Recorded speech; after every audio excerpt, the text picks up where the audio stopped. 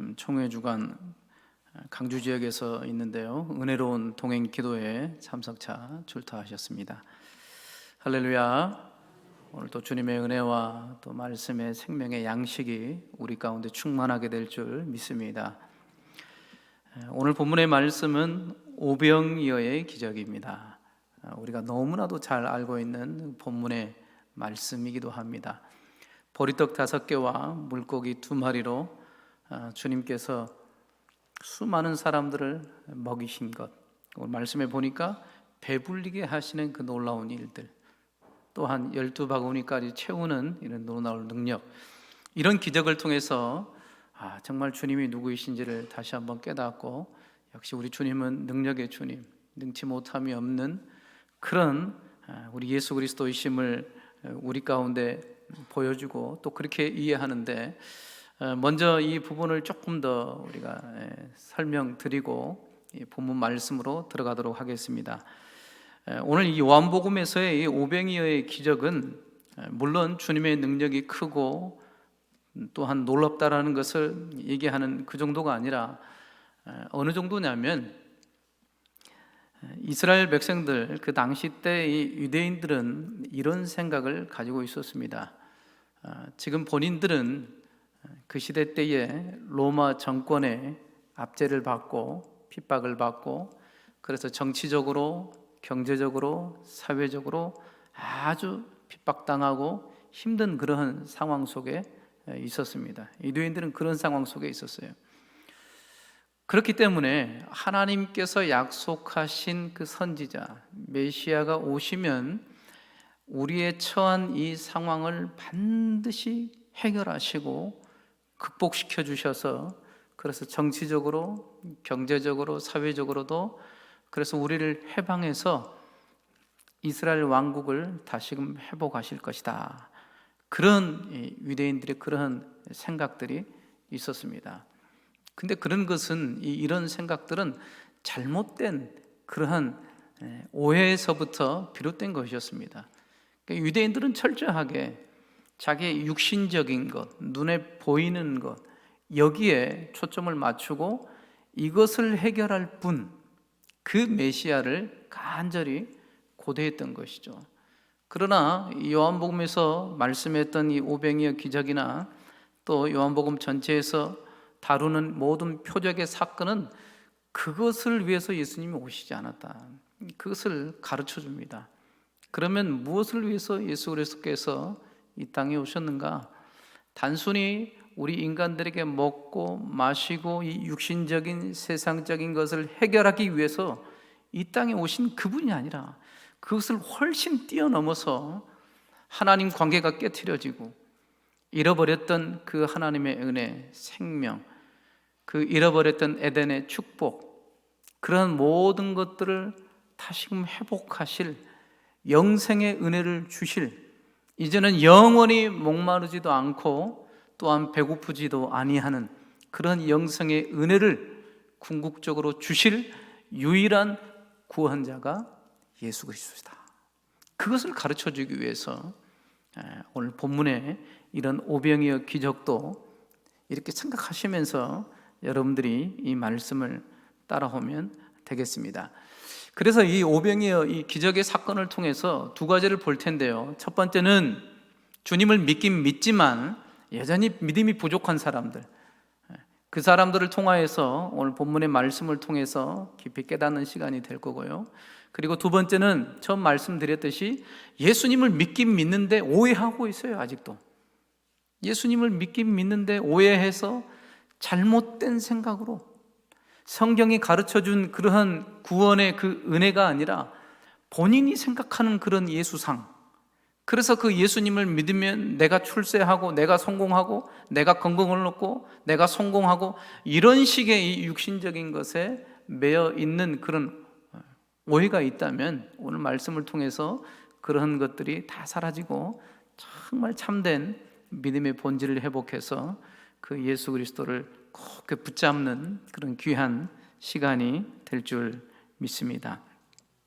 예수님께서는 본인을 이렇게 표현합니다. 나는 생명의 떡이다.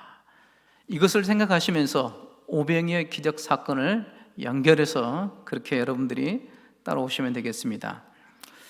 오늘 본문의 말씀에 보면 잠깐 서론적으로 말씀드리면 우리 주님께서 갈릴리 바다 곧 디베랴 바다 건너편에 가시는데 많은 사람들이 예수님을 쫓아옵니다.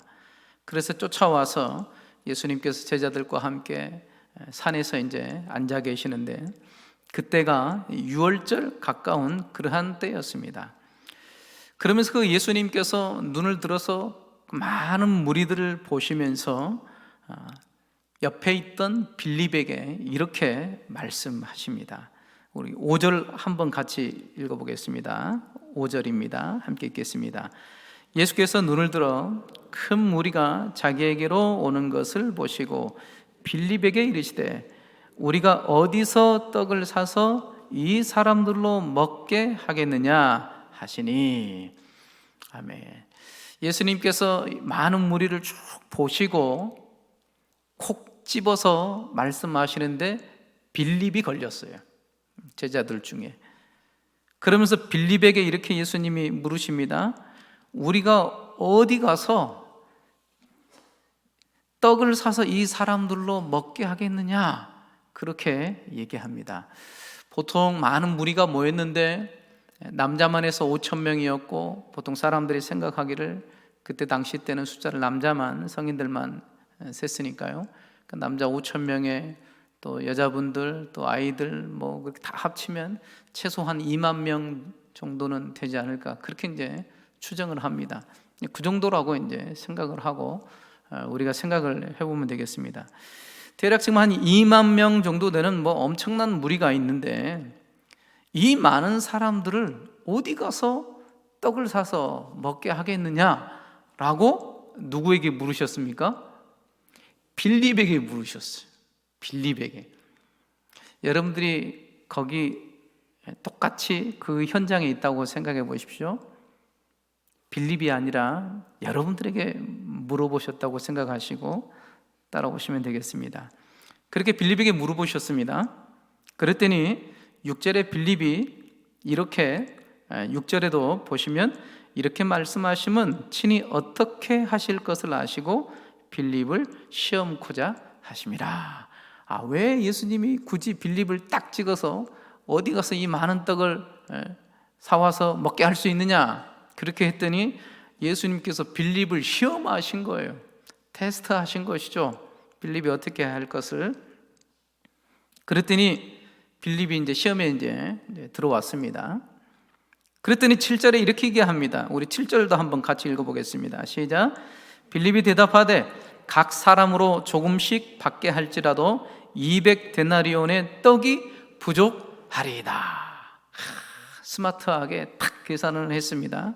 이 무수한 수많은 사람들을 딱 보면서 예수님의 대답에 즉각 생각으로 해가지고 판단한 다음에 예수님께 이렇게 대답하죠. 각 사람으로 한 사람씩 조금씩 받게 해도 200데나리온의 떡이 부족할 것입니다. 그러니까 될 수 있다는 거예요? 없다는 겁니까? 불가능합니다. 이렇게 얘기하는 거예요.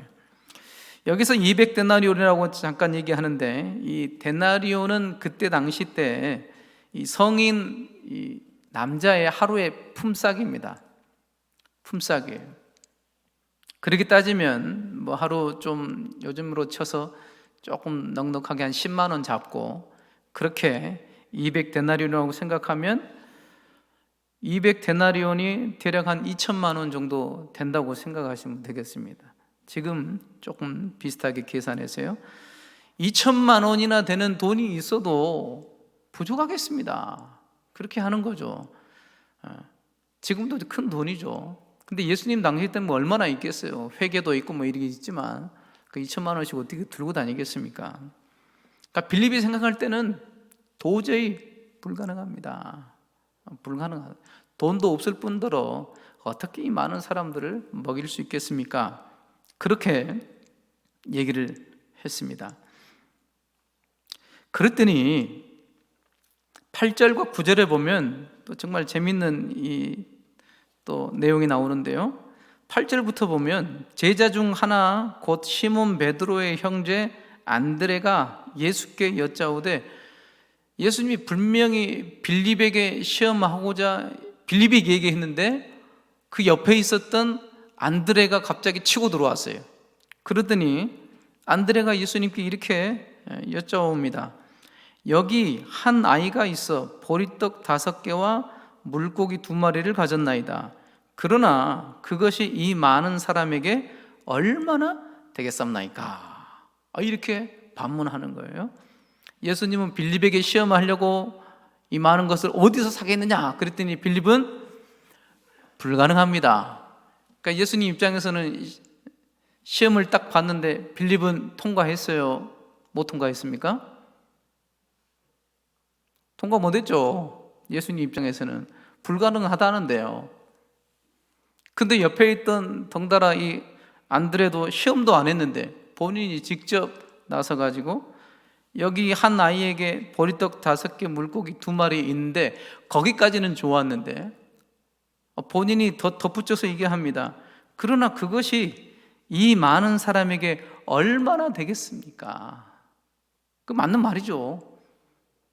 이 아이에게 보리떡 5개 물고기 2마리 아이가 먹는 건데, 그러니까 안드레도 듣고 있었던 거죠. 예수님과 빌립의 대화를. 안드레도 얘기합니다. 이것을 통해서 이 많은 사람에게 얼마나 되겠습니까? 그러니까 안드레도 어떻게 해야 되겠다는 거예요? 안드레도 불가능합니다. 그러니까 예수님은 빌립에게만 테스트를 했는데 빌립은 떨어졌고 안드레는 시험도 안 봤는데 떨어졌어요. 본인 스스로. 가만히 있으면 중간이라도 가지. 여러분들 같으면 어떻게 하시겠습니까? 당연하죠. 저희들도 어떻게 먹여요? 우리한테 물어보는데. 여러분들이 좀 감이 잘 안 오신 것 같은데 요즘 시세로 제가 이것을 좀 각색해서 말씀을 드릴게요. 그러면 확 와닿을 수 있겠습니다. 빌립의 그 심정, 안드레의 심정을 좀 알겠다. 제가 설명을 해드리겠습니다. 여러분들 집에 갑자기 이 중학교 다니는 아들놈이 왔어요. 저녁에 학원 끝나고. 그러더니 여러분들한테 와서 엄마, 나 저녁에 좀 밥 좀 밖에서 사 먹어야겠는데. 그래서 이제 여러분들이 이제 묻습니다. 그래? 누구하고 먹을 거야? 친구들하고요. 그래? 친구 몇 명? 2만 명이요. 자, 갑자기 상황이 달라지죠? 2만 명하고 먹는다는 거예요. 뭐 먹을 건데? 그냥 뭐 많이 못 먹고요. 최소한 짜장면 한 그릇씩 먹을게요. 그래서 제가 짜장면 한 그릇씩 딱 그 생각을 하고 채소 잡고 짜장면이 한 그릇에 5,000원이라고 생각하고, 자, 친구가 2만 명입니다. 그냥 상상하는 거예요. 2만 명인데 그놈들 짜장면 한 그릇씩 5,000원씩 한다. 자, 그러면 계산이 빠르신 분들은 얼마죠? 2만 명 5,000원 곱하기 하면 1억이에요. 엄마, 친구들하고 짜장면 한번 먹을게요. 카드 한번 주세요. 그래, 자야겠다. 갔더니 식당에서 1억을 긁어보네. 이런 식이에요. 지금 최소 짜장면 한 그릇 어떻게 배가 부르겠습니까? 그 최소 해도 1억이에요. 1억. 조금 배불리게 해서 1인당 10,000원씩 긁어라. 그러면 얼마 되겠어요? 그 저녁에 한 번 식사하는데 2억이에요. 그래도 피부로 안 느껴지신가 보네. 뭐 이런 식이에요. 이런 식. 그게 말도 안 되는 거지. 말도 안 되는 거예요. 만약에 친구가 2만 명 왔다고 생각해 보세요. 근데 저녁에 갑자기 와가지고 밥 먹어야겠다고 식당 좀 어떻게 좀 잡아달라고. 그럼 2만 명이 우리 영광 땅에 갑자기 영광 지역에 2만 명 저 밥 먹을 때 있나요? 중국집에? 못해요. 못해요. 안 돼요. 안 돼. 될 수도 없어요. 돈도 없고. 있을 수가 없는 거예요. 이거는 도저히 불가능한 거예요. 우리 인간적인 생각으로는 절대 될 수가 없습니다. 그러니까 빌립의 마음을 이제 조금 아시겠죠? 마찬가지입니다. 2만 명이 되는 수많은 사람들이 다 와 있는데 예수님이 빌립 보고 이 사람들 떡을 사서 배불리게 해야 되는데 어떻게 하면 좋겠냐? 그럼 당연히 빌립은 안 된다 그러죠. 200데나리 있어도 안 됩니다. 당연히 그러죠. 안드레는 시험도 안 했는데 이것밖에 없는데 이것 가지고 어떻게 되겠습니까? 가만히 있으면서 시험 떨어지고 안 되는 겁니다. 그러면 시험하신 예수님이 잘못이에요. 자, 시험 범위를 내줬어요. 1쪽부터 100쪽까지다. 중간고사. 근데 이 선생님이 시험을 봤더니 1쪽에서 100쪽까지만 시험 범위니까 거기서 내야 되는데 200쪽에서 내버리네. 그러면 그 정당한가요? 그거 정당 안 한 거예요. 그거는 시험 범위 내에서만 내야죠. 비슷합니다. 그 예수님이 시험하셨어요? 그럼 왜 시험하신 거예요? 할 수 있다라는 거예요. 시험에 능히 합격할 수 있다. 그래서 테스트한 거예요. 근데 빌립도 그러고 안드레도 그러고 둘 다 떨어졌어요. 주님이 원하시는 대답은 무엇이었을까요? 물론 못할 것 알지만 만약에 여러분들이 예수님이셨다면 어떤 대답을 원하셨을 것 같습니까? 여러분들 어떤 대답을 원하셨을까요? 이런 대답 아니었을까요? 200데나리온이라는 돈으로 해도 부족하지만 주님이 지금 여기 계시니 가능합니다. 아멘. 그럼 안드레는 어떻게 할 수 있을까요? 여기 해봐야 이 작은 아이가 가지고 온 보리떡 5개, 물고기 2마리지만 이렇게 작은데 안 되죠. 그러나 주님이 계시니 주님의 손에 들리면 가능합니다. 이게 믿음이죠. 빌립과 안드레는 주님을 믿고 따라갔지만 여전히 믿음이 부족했던 것이죠. 이것을 우리로 하여금 깨닫게 해 주고 있습니다. 테스트 하시는 거예요. 우리의 삶 속에 주님께서 여러 가지 상황과 사건과 여러 가지 모습으로 우리를 테스트하십니다. 그렇기 때문에 여기에 걸려 넘어가면 안 돼요.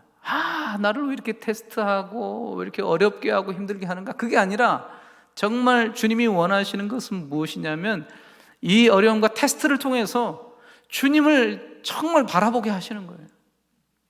능치 못함이 없으신 주님. 내 형편과 사정에서는 이것밖에 없지만 주님은 하실 수 있습니다. 주님은 능력이십니다. 이러한 믿음으로 주님께 나아가기를 주님이 간절히 원하시는 거죠. 근데 우리는 어떻습니까? 항상 이런 테스트에 항상 넘어지고 그러다 보면 이제 주님을 원망하죠. 나를 미워하신가? 나를 어쩌신가? 그래서 막 그러고 있어요. 주님의 원뜻은 그것이 아닙니다. 저와 여러분들로 하여금 그 순전한 믿음으로 그 환경을 초월해서 주님을 신뢰하는 거죠. 그래서 믿음의 눈이 확 열려야 되죠. 지금 이 현장은 빈들의 현장입니다. 빈들이에요. 일상생활에서의 항상 보는 곳이에요. 그런데 놀랍게 믿음의 눈을 떠서 그 빈들을 보니까 그곳이 바로 하나님의 은혜의 현장이었어요. 주님이 역사하시는 현장이었다라는 것이죠. 마찬가지입니다. 우리의 가정과 우리 직장과 여러분들이 밟는 그곳이 빈들과 마찬가지입니다. 일상생활 자체가. 그러나 믿음의 눈으로 어떻게 주님을 바라보고 또한 주님 앞에 서 있는가에 따라서 그 빈들의 현장이 하나님과 하나님의 은혜를 누리는 생생한 현장이 되는가 하면, 아니면 찌들고 고단하고 주님을 믿긴 믿어도 전혀 그 은혜를 힘입어서 살지 못하는 그러한 믿음 없는 삶의 모습으로 살아갈 수가 있다는 것이죠.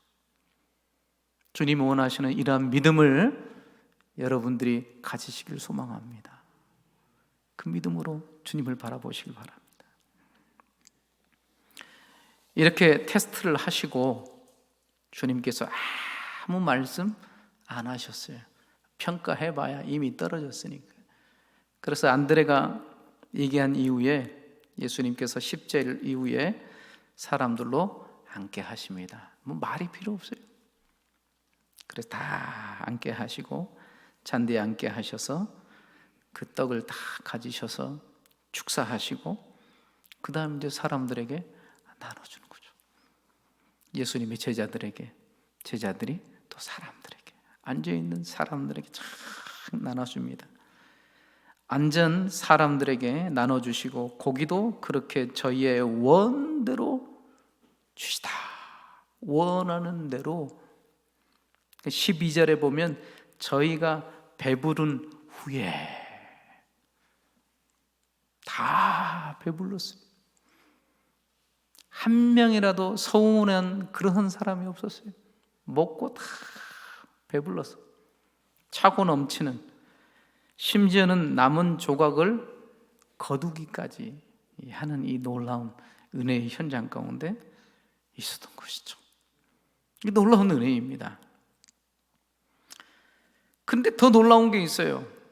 이 오병이의 사건을 통해서 수많은 사람들이 그것을 목격하고 주님이 주시는 것을 받아 먹으면서 배불렀는데, 거기까지는 좋았는데, 그런데 문제는 14절과 15절에 이제 문제가 생깁니다. 우리 한번 14절과 15절을 함께 읽겠습니다. 시작. 그 사람들이 예수의 행하신 이 표적을 보고 말하되 세상에 오실 그 선지자라 하더라. 그러므로 예수께서 저희가 와서 자기를 억지로 잡아 임금 삼으려는 줄 아시고 다시 혼자 산으로 떠나 가시니라. 아멘. 이 전까지는 다 좋았어요. 너무 은혜롭고 다 배불리고 주님의 능력을 맛보았습니다. 그런데 문제가 생겼습니다. 그렇게 주님의 은혜를, 이 떡을 먹고 배부른 사람들이 예수님의 행하신 이 표적을 보면서 이렇게 말하죠. 이는 참으로 세상에 오실 그 선지자다. 그렇게 얘기합니다. 그 선지자라고 얘기하는데 이게 무슨 이야기냐면요, 이 말씀은 원래 신명기 18장 15절에서 보면 우리에게 말씀하신 거예요. 이 구약의 백성들에게. 어떤 말씀이냐면 하나님께서 모세를 통해서 이스라엘 백성들에게 말씀하신 건데요, 너의 하나님 여호와께서 너희 중 내 형제 중에서 나와 같은 선지자 하나를 너를 위하여 일으키시리니 너희는 그를 들을지니라. 이렇게 말씀하시거든요. 그렇기 때문에 지금 이 이스라엘 백성들은 그 선지자를 간절히 기다리는 거예요. 구약으로 돌아가서 보면 하나님께서 모세를 통해서 출애굽하게 하시고 이스라엘 백성들을 해방시키시죠. 또한 광야 땅에서 만나를 먹여주시죠. 또한 시내산에서 영광의 빛으로 이스라엘 백성들에게 비춰주시죠. 이런 이스라엘의 회복, 그런 것처럼 모세와 같은 나 같은 선지자를 너희에게, 너희 형제 중에서 내가 보낼 것이다. 그렇게 약속을 하셔요. 그러니까 지금 로마 이 정권에 압제를 당하고 사회적으로 경제적으로 피폐하고 가난하고 찌들리고 소망이 없는 이 이스라엘 백성들이 그 말씀을 간절히 붙들고 그 선지자를 기다렸던 거예요. 근데 이 오병이의 이 기적의 사건을 통해서 그 말씀을 대비해서 보니까 그 예수님이, 이 예수님이 그 모세와 같은 선지자라 이거죠. 그러니까 바로 이분이구나. 바로 이분이구나. 그래서 모세와 같은 선지자신 그 예수님을 영접하면서 그러면서 어떻게 하느냐, 15절에 이렇게 나오죠. 그러므로 예수께서 저희가 와서 자기를 억지로 잡아 임금 삼으려는 줄 아시고. 이 이스라엘 사람들이 예수님이 모세와 같은 선지자구나, 이것을 딱 인지하고 그 예수님을 자기들의 임금 삼으려 했던 거예요. 왕 삼으려 했던 거예요. 그래서 예수님이 우리의 왕이 돼서 이 왕 대신 예수님이 로마 군인들과 싸워서 압제됐던 이스라엘을 해방시키고, 그리고 또 우리를 정치적으로 경제적으로 해방시키는 그런 구원자로 설 것이다. 그러니까 완전히 세속적이죠. 육신적이고 영적인 의미를 전혀 몰랐던 거예요. 그러니까 오해하고 있었던 것이죠. 그 기적을 맛보았으면서도 이런 큰 문제가 있었습니다. 그래서 예수님이 그걸 아시고 혼자 떠나가 버렸어요. 산으로 기도하시러. 왜냐하면 잘못된 생각으로 꽉 차 있어요. 예수님이 주는 떡은 먹었지만 정작 예수님이 이 땅에 오신 그 의미를 모른 거예요. 영적인 의미를 전혀 모른 거예요. 그리고 자기들만의 그 생각 속에 꽉 차서 그 예수님을 자기 머릿속에 다 집어넣는 거예요. 자기 뜻대로 다 하려고 하는 거죠. 마찬가지입니다. 오늘날에도 예수님을 믿고 믿음 생활하는 그 사람들 가운데서도 이런 생각을 가지고 신앙생활을 하는 사람들이 있는 거예요. 영적인 의미를 전혀 모르는 거예요. 예배 생활은 하고 형식적인 생활은 하지만 정작 성경을 통해서 말씀하시는 그리스도를 통해서 주시는 이 구원의 은혜, 영적인 의미를 잘 깨닫지 못해요. 오해하고 있어요. 그래서 그 예수님을 이용해서 내가 더 잘되려 하는 그러한 모습들. 어떤 사람들은 이 본문 말씀을 듣고 와, 예수님이 계시니까 이거 완전 대박이네. 이런 로또와 같은 대박이 어디 있어요? 야, 오병이어 사건으로 5천 명이나 되는 2만 명 되는 수많은 사람들을 배불리셨으니까 야, 이 예수님이 있으면 내가 진짜 이거 성공하겠다. 그래서 그런 식으로 생각을 하고 예수님을 이용하는 거예요. 자기 성공을 위해서, 자기 행복을 위해서. 영적으로 어두운 것이죠. 참 대신 진리 대신 예수 그리스도를 믿는 것이 무엇인지를 전혀 모르는 거예요. 그래서 그분들에게 솔직하게 물어봐요. 예수님 믿습니까? 믿는다 그래요. 그러면 다시 한번 질문해요. 왜 믿어요? 그 예수님을? 몰라. 그냥 믿는 거지. 그런 게 어딨냐고, 그런 게. 저 세탁기 왜 샀어? 몰라서 그래? 얼마나 좋은데. 기능도 좋고 최신식이요. 얼마나 편하고 좋은데. 세탁기 하나 사도 이유가 분명히 있는데요.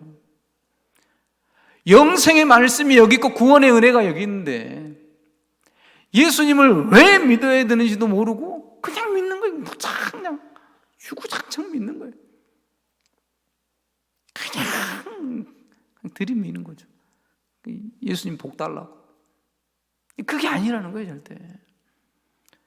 이스라엘 사람들처럼 오해하고 있어요. 잘못된 생각 속에 꽉 차 있는 거예요. 이런 일들이 있을 수 있다는 것이죠. 그래서 오늘 말씀을 통해서 다시 한번 그런 생각 속에서 빠져나오지 못하시는 분들은 그것을 좀 끄집어내야 돼요. 그게 아니라는 것을 깊이 깨달아야 돼요. 주님을 믿는 것은 그런 것이 아닙니다. 물론 처음 예수 믿을 때는 내가 행복해지려고 믿어요. 그러나 믿고 나서 보면은 어떤 결론에 이릅니까?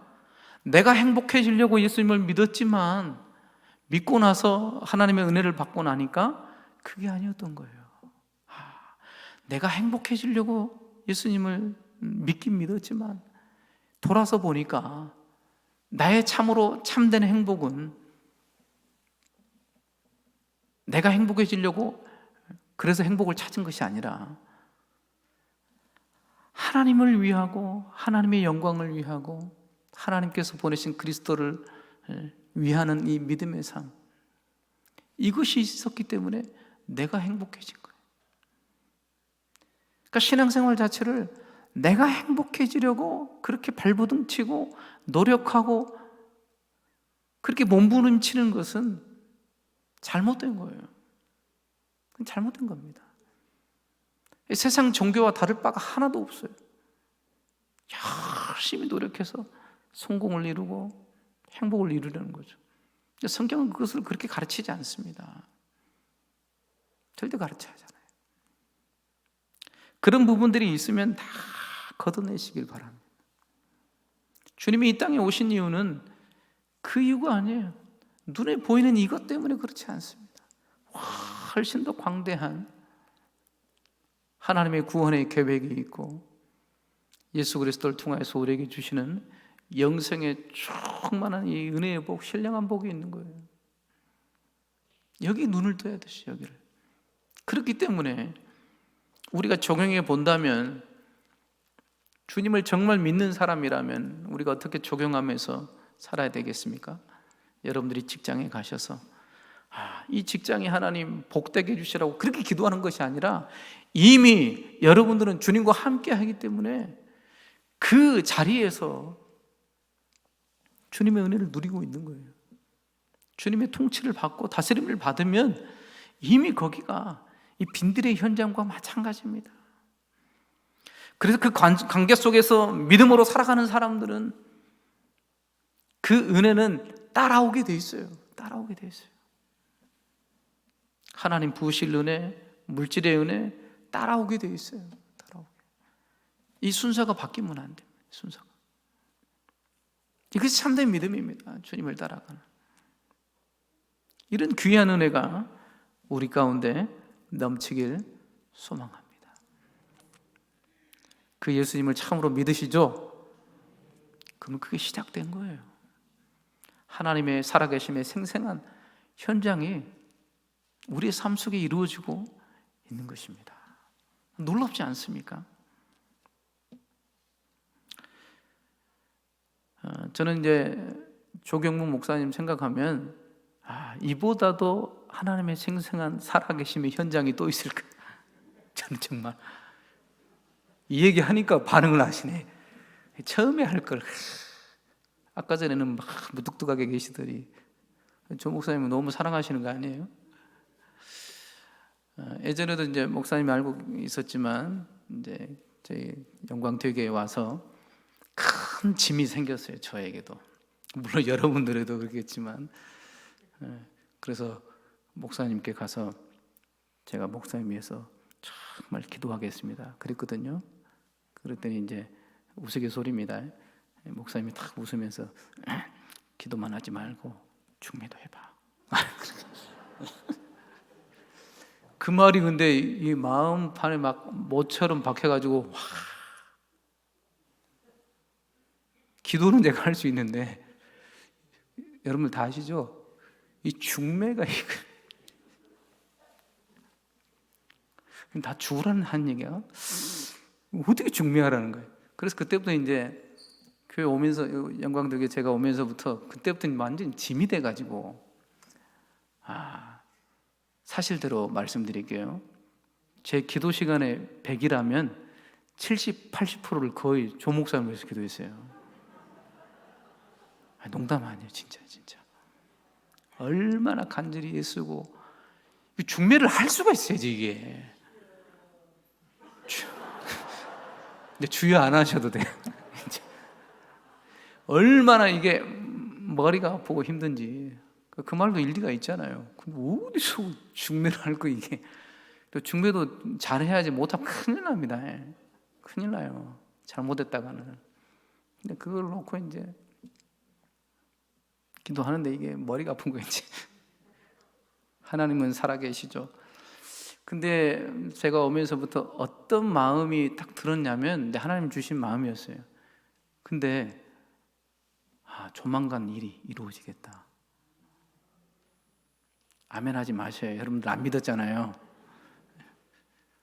저는 그랬어요. 근데 진짜 하나님 일하시겠다. 그래도 아무리 생각해도 불가능했는데 그래도 하나님은 하시겠구나. 이상하게 저는 그런 소망이 막 불타올랐어요. 그래서 제가 기도했죠. 안 그러면 때려쳤죠. 알아서 하라고. 나하고 뭔 상관이냐고. 근데 이제 그럴 수가 없는 거예요. 그래서 이제 새벽마다 간절히 기도했습니다. 들려오는 소식은 뭐 깜깜무 소식이에요. 이거는 더 머리 아파요. 그래도 이제 끈질기게 하나님, 능력의 하나님, 오병이어를 통해서도 역사하신 하나님인데 못 알아주시겠습니까? 그러면서 간절히 기도했어요.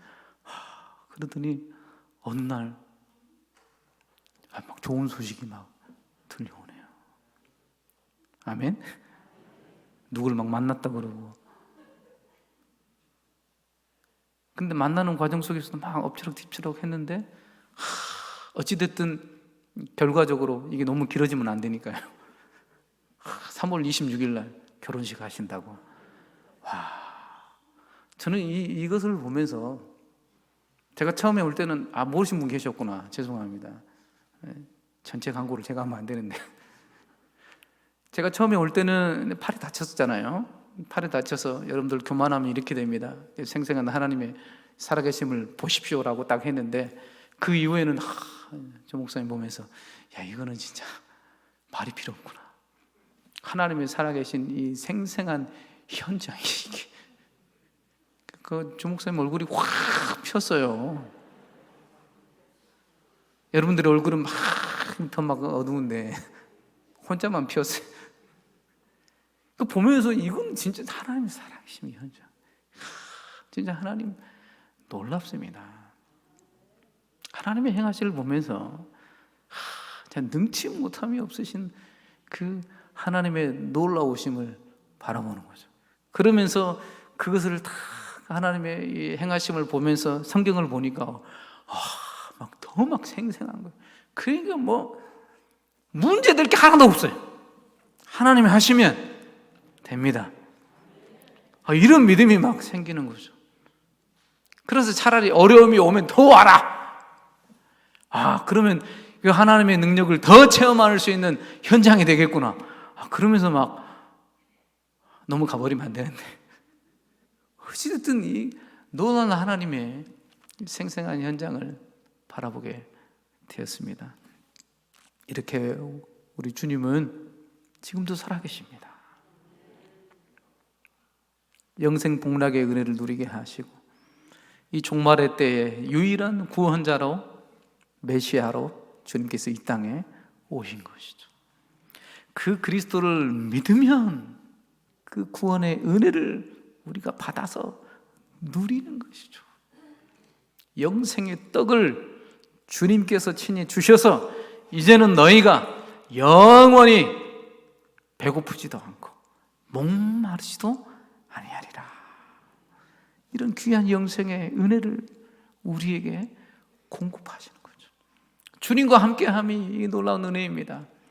그리고 더불어 붙여지는 것들은 그 은혜의 결과물들이에요. 이렇게 살아생생한 믿음의 현장, 하나님의 역사하시는 현장 가운데 우리가 서 있습니다.